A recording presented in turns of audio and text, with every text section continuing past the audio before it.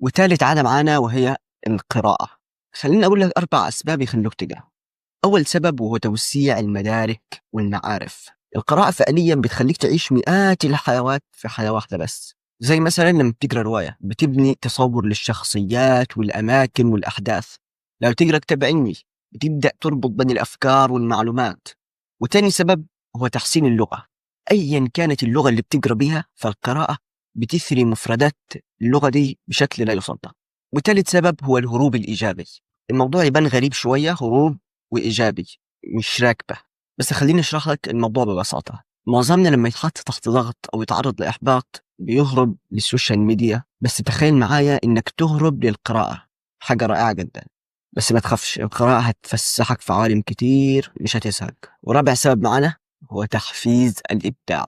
وخليني أقول لك مقولة قالها ستيف جوبز: الإبداع هو مجرد ربط الأشياء ببعضها. وخليني أقول لك كمان القراءة هي اللي بتديك الأشياء دي عشان تربطها. فبما أن الإبداع ينتج عن ربط الأشياء والقراءة تعطيك الأشياء، إذن القراءة تنتج الإبداع.